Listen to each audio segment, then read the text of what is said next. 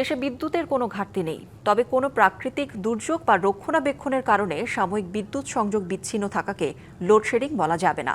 ত্রয়োদশ জাতীয় সংসদের বাজেট অধিবেশনে প্রশ্নোত্তর পর্বে এসব কথা বলেন বিদ্যুৎ, জ্বালানি ও খনিজ সম্পদ মন্ত্রী ইকবাল হাসান মাহমুদ। এদিকে অল্প সময়ের মধ্যে রামিসা হত্যাকাণ্ডের চার্জশিট দিয়ে ১ জুন থেকে ১৫ জুন পর্যন্ত গ্রীষ্মকালীন ছুটি বাতিল করে নারী শিশু নির্যাতন ট্রাইব্যুনাল খোলা রেখে বিচারের ব্যবস্থা করা হয়েছে বলে জানিয়েছেন আইনমন্ত্রী। অধিবেশনের শুরুতেই রামিসা, মিম এবং অন্য যারা ধর্ষণ ও হত্যার শিকার হয়েছেন তাদের প্রতি শোক প্রস্তাব আনেন স্পিকার হাফিজ উদ্দিন আহমেদ।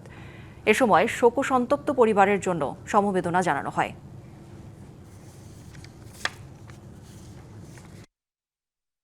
একজন আরো শোকপাবে অন্তর্ভুক্ত করছি সাম্প্রতিক কালে সারা দেশে আলোড়ন সৃষ্টিকারী শিশু নির্যাতিত শিশু রামিসা। ৮ বছরের শিশু রামিসা ধর্ষণ এবং হত্যাকাণ্ডের শিকার হয়। মাননীয় প্রধানমন্ত্রী আশ্বস্ত করেছিলেন এই ঘটনার আমরা বিচার করতে বদ্ধপরিকর। আমরা আনন্দের সাথে জানাচ্ছি যে রামিসা হত্যাকাণ্ডের সাথে জড়িত ২ জন আসামি আদালতের মাধ্যমে মৃত্যুদণ্ডের রায় পেয়েছে।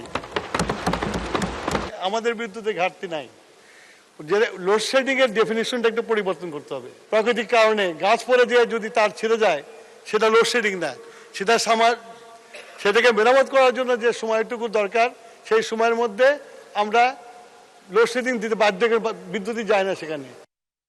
নগদ নিয়ে এলো হার না মানা হার অফার। সর্বনিম্ন ১০,০০০ টাকা রেমিটেন্স নগদে পাঠালে থাকছে স্বর্ণের হার জেতার সুযোগ।